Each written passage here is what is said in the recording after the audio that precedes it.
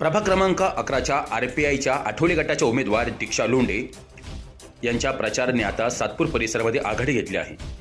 माजी नगरसेविका दीक्षा दीपक लोंढे, माजी नगरसेविका नंदिनी जाधव यांसह प्रकाश लोंढे यांच्या कार्यकर्त्यांनी सातपूर गावामध्ये प्रचार केला आहे। यावेळी गोरक्षनाथ परिसरामध्ये दीक्षा लोंढे, नंदिनी जाधव यांनी आपल्या कार्यकर्त्यांसह घरी घरी जाऊन नागरिकांच्या गाठीभेटी घेतल्या आहे। यावेळी रिपाईचे कार्यकर्ते मोठ्या संख्येने उपस्थित होते।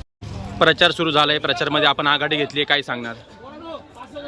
प्रचारामध्ये नक्कीच RPI पक्षाच्या नारळ निशाणीची संपूर्ण सातपूर विभागामध्ये चर्चा असून आणि आम्हाला पूर्ण खात्री आहे की गुलाल आमचाच असेल। कारण असं आहे की आम्ही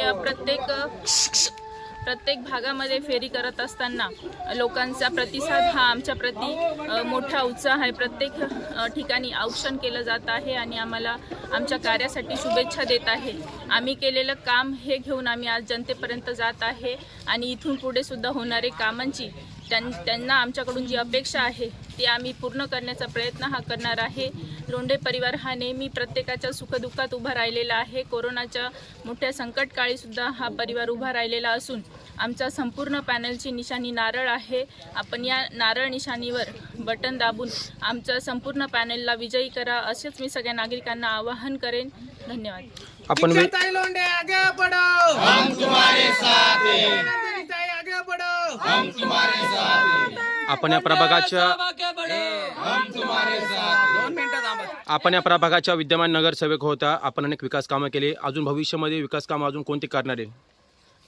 प्रभागामध्ये अनेक विकास कामं झालेली आहे, ज्यामध्ये असेल रस्ते, पाणी, लाईट, विविध प्रकारचे शाळा किंवा शौचालय उभारणी असेल, असे विविध कामं झालेली आहे।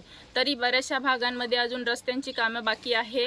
महत्त्वाचं म्हणजे संतोषी माता नगरमध्ये नवीन शाळा आम्ही उभारण्याचं धाडस हे केलेलं आहे किंवा मानस हा केलेला आहे। त्याचप्रमाणे सातपूर हा MIDC भाग असल्याने आदरणीय माझे सासरे लोंढे साहेब यांचं इच्छा आहे की तिथं एक मत्स्यालयासारखा प्रकल्प हा सातपूर शहरासाठी व्हावा आणि ज्यामधून नाशिक महानगरपालिकेला उत्पन्नाचा स्रोत मिळेल, अशा प्रकारची कामगिरी करण्याचं आमचं धाडस आहे आणि मानस आहे तो आम्ही येत्या काळामध्ये पूर्ण करणार आहोत। त्याचप्रमाणे कुंभमेळा येत आहे, त्यामध्ये सुद्धा विविध हॉस्पिटल असेल किंवा शाळा असेल अशा प्रकारचे कामं आणि बऱ्याच ठिकाणी ड्रेनेज लाईन, आरोग्याचा प्रश्न आहे, त्या कामे बाकी असून ती सुद्धा येत्या काळात पूर्ण करू अशी मी ग्वाही देते, आश्वासन देते। धन्यवाद। तुषार ढेपले, अटल न्यूज, नाशिक।